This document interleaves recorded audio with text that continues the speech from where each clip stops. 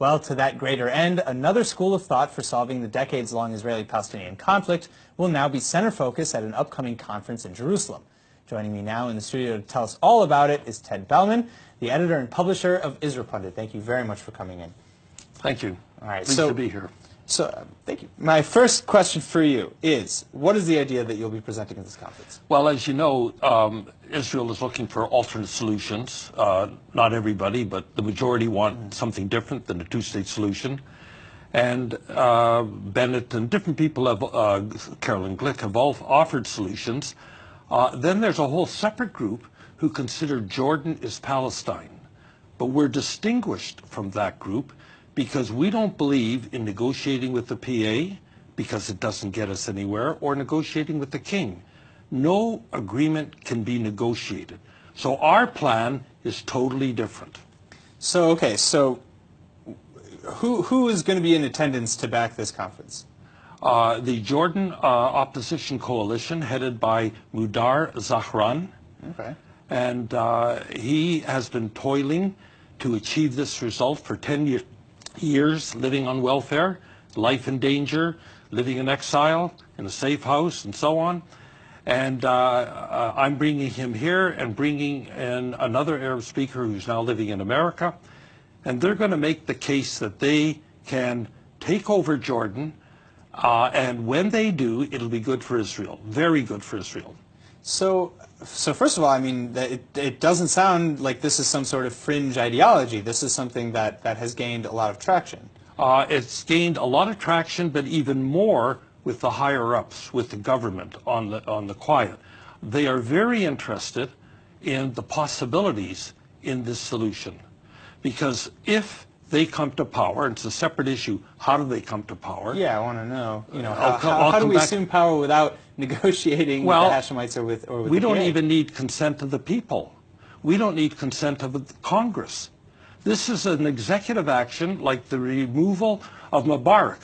An executive action on whose behalf? Who is acting? U.S. So the U.S. would need to intervene and basically dissolve Jordan. Quietly. They'd enable it to happen.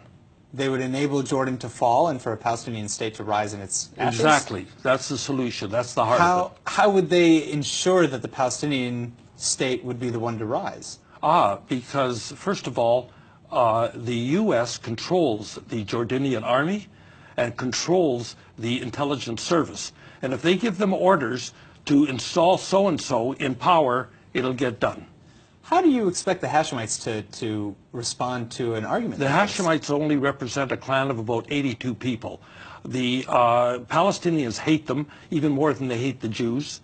And the Bedouins, surprisingly, hate them also. So the king has no support, and his fall is imminent. Imminent, like within a year or two at the most. So you think Jordan is on the out to begin with? Yes. And you just want to ensure that the Palestinian state would be the one to take its Not place? a Palestinian state, a particular Palestinian state run by Zahran. For instance, they're going to pass a law that all Palestinians, wherever they are, have a right of return to Jordan. Right. And that includes everybody in the Judean Samaria. They all have Palestinian citizenship. And they will have the right to go to Jordan, get benefits, and everything else. So that's what they're going to do. Plus, they want to normalize with us totally.